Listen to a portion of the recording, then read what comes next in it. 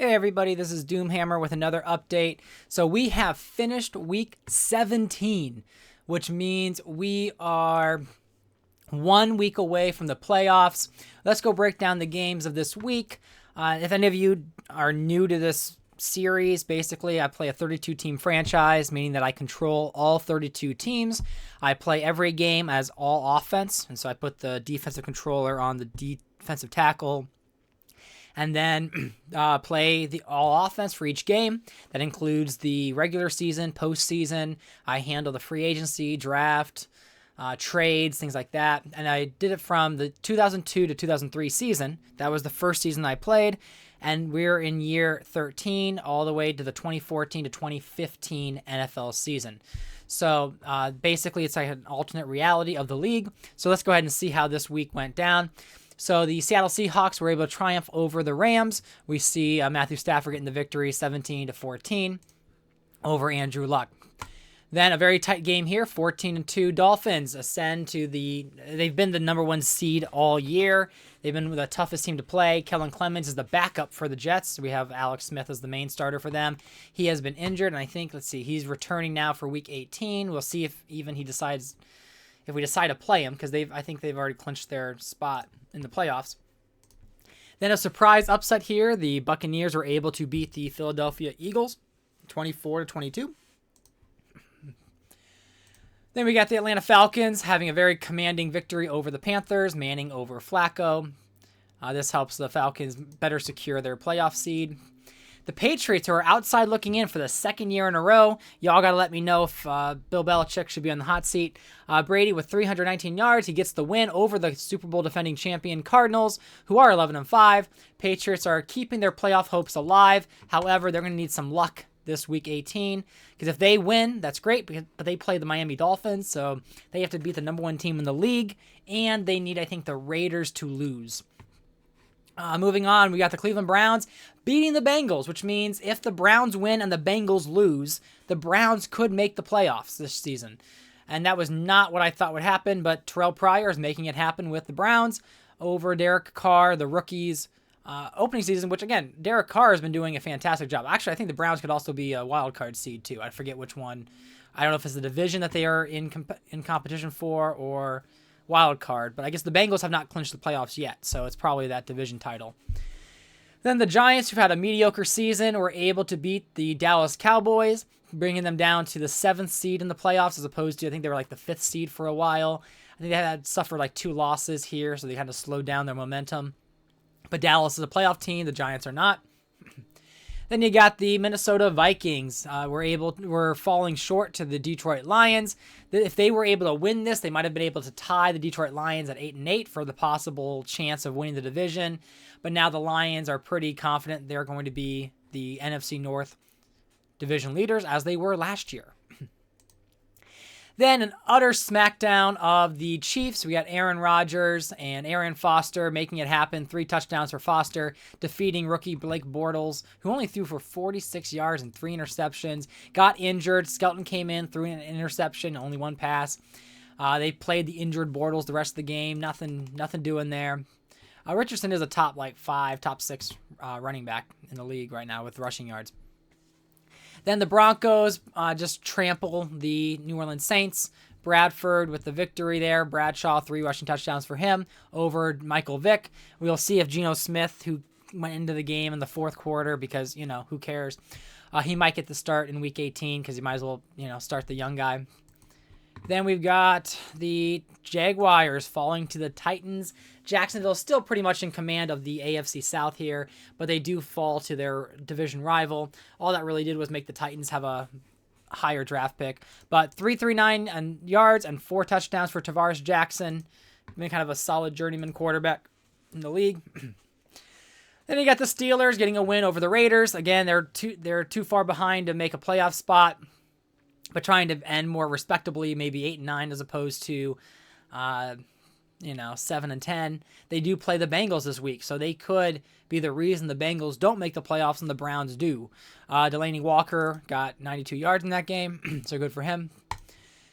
Then we got the Packers, who were 0-5, and now they're 8-8. So they made a really big comeback. I don't know if they're still, I don't think they can beat the Lions even if they win this week. But Osweiler really helped turn this team around, going 8-3 as opposed to the 0-5 that Eli Manning did to start the Packers season off. And then the Bills, they're just a dumpster fire. They need like an overhaul. The Colts were able to get a victory over the Texans. This also destroyed the Texans' chances of catching up to the Jacksonville Jaguars for the division. So Kirk Cousins, who has not had that great of a season, at least comes away with another win. So he's 4-12 this year. And we got the Commanders falling to the Ravens. They did have Johnny Manziel. Johnny Manziel got hurt. Trent Edwards started the season. They went to Manziel. Manziel was 0-6, then got hurt for the rest of the year. Then Trent Edwards is now the quarterback, finishing out the season and just, not doing so great. So Marty Morningway is definitely fired. There's no chance he's going to make it out of this with the job. But Webb is 2-0, and Colin Kaepernick has been the main quarterback for the Ravens this season, but Webb is the one who's 2-0. And I think Kaepernick is 4-10. I'm doubtful Kaepernick's going to return next year. And then we got the 49ers, who've been the worst team this league this season, and the Bears, who've also been pretty pathetic, fall to get the win. Palmer throwing 3 touchdown passes. We see Drew Brees making his return from his injury because we were working with Bruce Gradkowski for a few weeks when Drew Brees was injured, and Brees is 2-10, and I think Gradkowski's like 0-4. We look at some news. Feel free to take a look at it. Don't worry about the faces for the coaches because in the franchise editor, they're a little bit messed up. And then we got ourselves top performers. So Colt McCoy with 4 touchdowns. Tavares Jackson, 4 touchdowns. Brady doing great in that win. Felix Jones stepping in. Lions had Reggie Bush, and he's been great for them. But then he had what could be a career-ending injury. One that's going to take him out for the rest of this season, maybe into early next season. Bradshaw doing his thing, 3 touchdowns. Top rookies, we see some tight ends making the top 5. Biggest surprises, Colt McCoy. Yeah, because he's a 72 overall, but he's been leading a playoff team. Barkley also low overall. Doing decent. I mean, he's not... he was supposed to be like this really great quarterback coming out of college with USC. If he was drafted the year before he actually came out, he probably would have been a higher draft pick, but never made anything of himself in real life, but he's been a starter for me this year. Sat behind Palmer last year, playing this year. Yeah, Vic being a disappointment. Sanchez disappointment. Fitzgerald only getting 1 catch. That's pretty rough. Some injuries, as you can see, some big names there like Clowney, Mike Evans. Kendricks for the Patriots is big. And then transaction, I think it's just some light stuff. So yeah, that's the recap here. I will go over league leaders on maybe at the very end of the season because I have some fun graphics for that. Been playing around with some AI stuff. But when we look at the standings, well, I guess the playoff picture right here. The Lions are not in the playoffs yet. So I guess the Packers possibly could make it. Because if we look at the standings, Green Bay is 8-8 and they're 9-7. So it depends on if Detroit loses and Green Bay wins.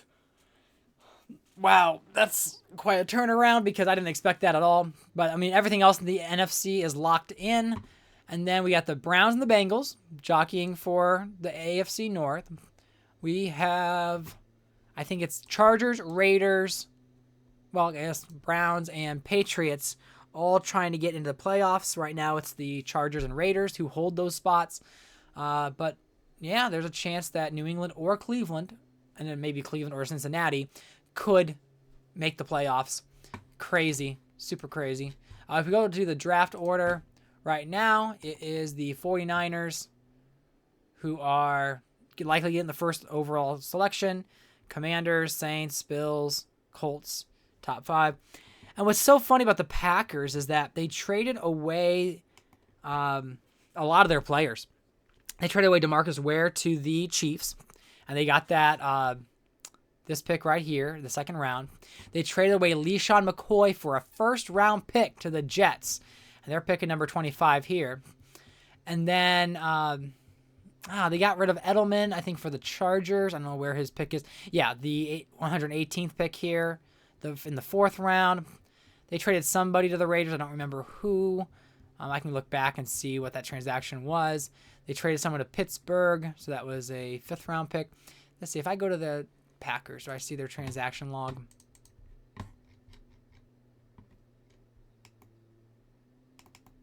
Yeah, okay. So they picked up Andre Brown. Oh, no. Okay, that's not showing me what I want. Oh, well. Okay. I have the trade and the history. But anyway, so I'll share the player stats in the next video when we have our wrap-up of the entire season. If you want to take a look at the award races real quick, I think it's, yeah, the Dolphins are right now killing everybody. So Cam Newton and Jim Harbaugh are the two coaches, the coach and MVP candidates. Julio, Offensive Player of the Year, leading candidate. Gerard Mayo, he's got 5 sacks, 5 interceptions, 6 pass deflections. Interesting, that's what's really leading the way, because I think DeMar Davis is almost doing better than him. I guess, it's 104 tackles. Landry and Cooks leading the way for Offensive Rookie of the Year, not any of the quarterbacks. Khalil Mack and Clowney are fighting for Rookie of the Year, which is looking like it's going to be Khalil Mack, because Khalil Mack has 9.5 sacks. Clowney, I think, got injured he's out for this week. So he's done, so I don't think he's going to be able to add any more stats. Khalil Mack can. We look at, best quarterback. Running back is amazing. Bradshaw's up there. I never saw him as that type of a running back, but he's high overall, and he's been making it work for the Denver Broncos.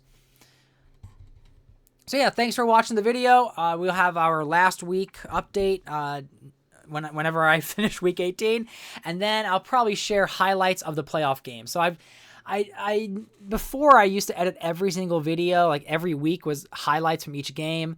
I like doing that. It's fun. However, it takes so long, but I like doing that for the playoffs because it gives you kind of a feel for how the game went, the flow of it. You get to see the players in action. So I'll probably do that for all of the rounds of the playoffs. But yeah, thanks for watching. Leave a like if you like this content. Subscribe to the channel if you want to stay in touch with what's going on. I will have other videos that are unique, like history of the different coaches and maybe who are the top quarterbacks for each team and how do they fare. If you look on my channel, you'll see different like Super Bowl highlights, things like that. But thanks for watching and hope to see you in the next video.